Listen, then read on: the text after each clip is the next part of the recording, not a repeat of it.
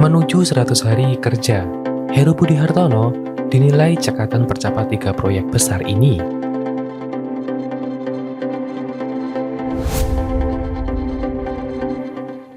Menjelang 100 hari kerja, penjabat PJ Gubernur DKI Jakarta Heru Budi Hartono dinilai cekatan dalam mempercepat pembangunan sejumlah proyek besar. Tenaga profesional Taprov Lemhanas RI Dadang Solihin mengatakan 3 proyek konstruksi yang tengah dikebut Pemprov DKI, yakni sodetan dari Kali Ciliwung ke Kanal Banjir Timur KBT, proyek Light Rail Transit LRT, Jakarta Lintas Velodrome Manggarai, penambahan jalur kereta api dari Stadion Tanah Abang berjalan cukup cepat.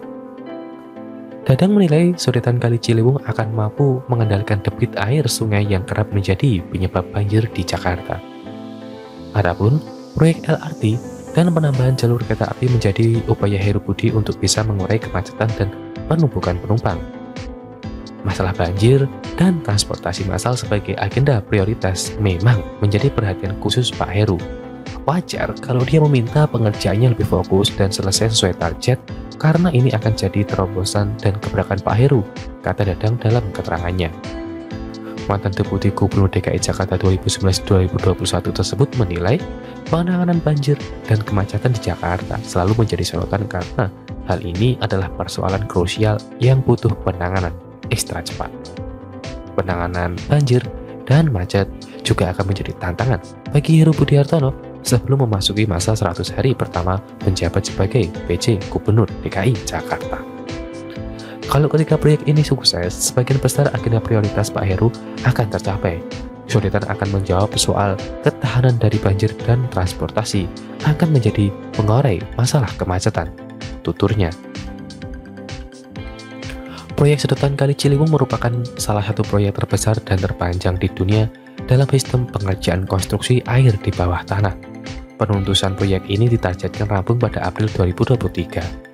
Terkait kelanjutan proyek LRT, Heru Budi Hartono telah memberikan persetujuan penyertaan modal daerah sekitar 900 miliar rupiah lebih ke PT Jakarta Propertindo pada APBD DKI Jakarta 2023. Kelanjutan LRT Jakarta tersebut dibutuhkan untuk mendorong masyarakat beralih ke angkutan umum dalam mobilitasnya, apalagi LRT Jakarta Rute Velodrome Manggarai memiliki potensi penumpang cukup tinggi karena saling terintegrasi dengan moda transportasi lain.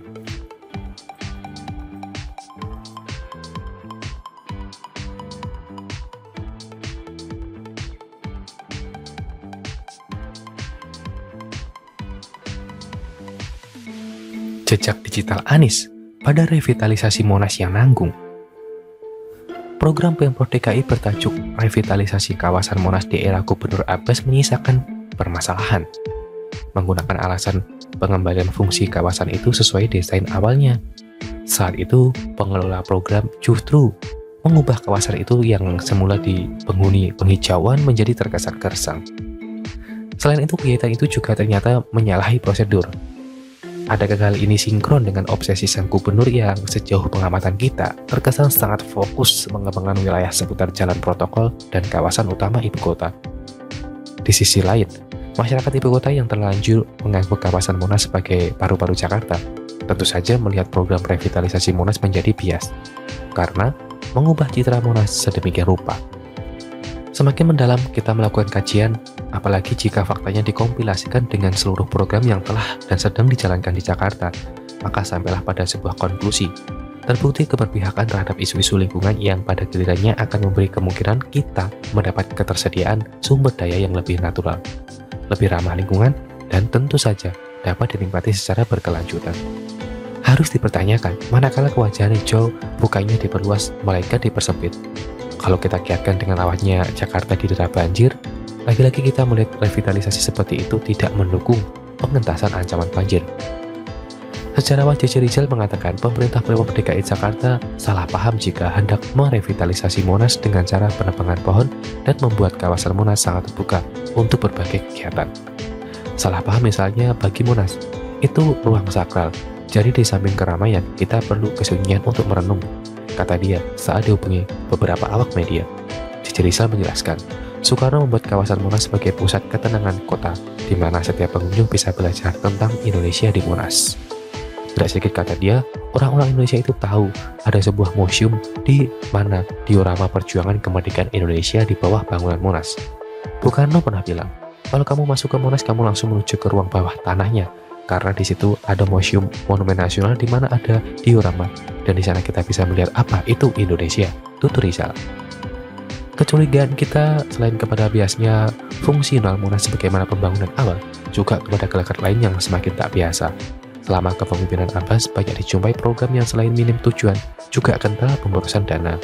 Dan ketika revitalisasi itu terhenti, kesan tidak jelas pun semakin merebak. Sama tak jelasnya dengan banyak program lain yang justru merupakan janji politik sang fenomenal. Lalu bagaimana rakyat akan mempercayakan kepemimpinan nasional kepada sosok yang rekam jejaknya serumit itu?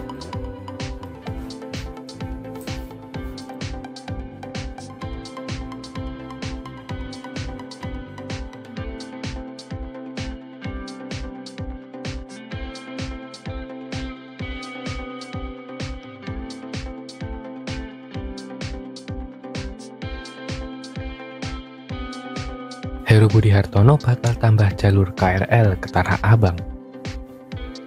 Menjabat PJ Gubernur DKI Jakarta, Heru Budi Hartono mengatakan perlu ada penambahan fasilitas jalur KRL ke stasiun Tanah Abang. Penambahan jalur ini akan dilakukan dengan menggandeng pemerintah pusat.